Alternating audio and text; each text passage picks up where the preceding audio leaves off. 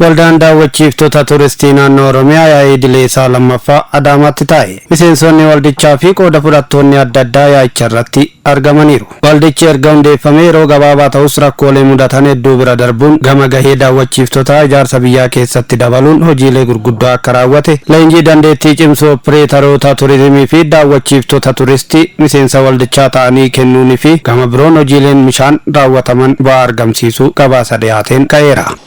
Hojiilee hojjetaman akka waldaatti nu boonsan keessaa muraasa yoonsii kaasee inni jalqabaa ogeessonni leenjii ogummaa adda addaa akka argatan taasisuudha.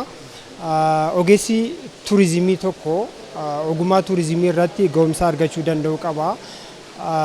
Haala itti turistii keessummeessuu, haala itti seenaa seenessuu, haala itti turistiidhaaf odeeffannoo kennu irratti ga'umsa gaarii qabaachuu qaba. Kanaan alatti turizimii keenya gurguruudhaaf galii argamsiisuudhaaf hin gumaachuu jechuudha. Kanaafuu miseensonni keenya ogummaa isaanii akka guddisaniif leenjii garaagaraa kennuuf yaalleetiin jirra. Even namoonni naannoo keenya jiran hagam aadaa daawwachuu qabu jettee yoo na gaafatte aadaan daawwachuu keenya akkuma lammiileetti baay'ee gadi bu'aadha. Kanaafuu inisheetiiviin waldaan keenya qabatee ka'e inni guddaan tokko maalidha? Turizim saayitiiwwan develop ta'anii jiran keessattiyyuu inisheetiivii muummicha ministeeraatiin hojjetamanii jiran irratti namoonni hagam daawwatu isa jedhu ilaaluudhaan aadaan daawwachuu akka ol guddatuuf sagantaalee garaagaraa qabannee namoonni kutaa garaagaraa jiran bakkeewwan turizimii Oromiyaa keessa jiran akka daawwatanuuf haala mijeessaatiin kan nuti turre kanaan wal qabatees hojii boonsaa jedhamuu danda'u hojjenneetiin jirra. Marii taasifameenis dhimmoonni roga gaarii mul'atanii fi xiyyeeffannoo gara fuula duraa ta'uu qaban eeramaniiru. Turistoonni yeroo wanci dhufan yeroo bakka biraa xumura irratti dhufu jechuudha akka tiippitti yookaan immoo xumura irratti akka bakkichi waan baay'een daawwatame yookaan immoo dhuma irratti dhufu jechuudha. Kanaaf otoo daawwachiisaan keenya yookiin immoo akkuma waldaa turistii naannoo Oromiyaatti otoo namni kana irratti hojjetu jiraate biyya keenya beeksisuu irratti kaka'umsa cimaa nu godhee biyya keenyas beeksisuu danda'a waan ta'eef kana irratti hir'inni jira waan jechuun barbaada. Walumaa galatti iddoo hawwata turizimii naannoo Oromiyaa jiran kana mootummaan fi uummanni nutillee warri gartee hojii daawwachiisumarra hirmaanna kun waliin taane kunuunsa barbaachisu akka goonu dhaamsi guddaan hin qabu kana jechuun maaliif yoo jenne amma fakkeenya iddoo tokko tokko irratti hawaasni keenya hubannoo dhabuudhaan kan ka'e misooma turizimii kanarraa galii irraa argachuu dandeenyu hubannoo waan hin qabneef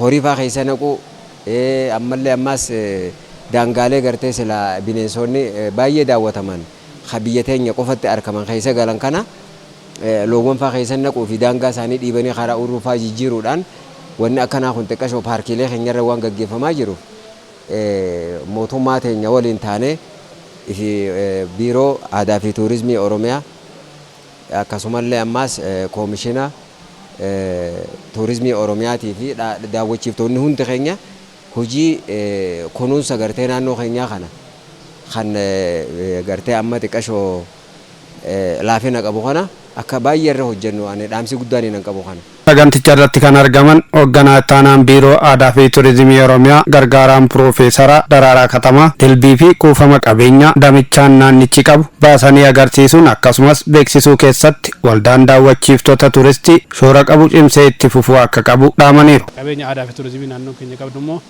beeksisuun ilaalama yookiin immoo imeejii naannoo keenyaa ijaaruun baay'ee murteessaa waan ta'eef turizimiin kanaaf baay'ee nu tajaajila. Egaa as keessatti turizimiin akka misoomu akka beeksifamuu fi shoora isarraa eegamu akka baatuuf fudhattoonni seektara turizimii hedduudha.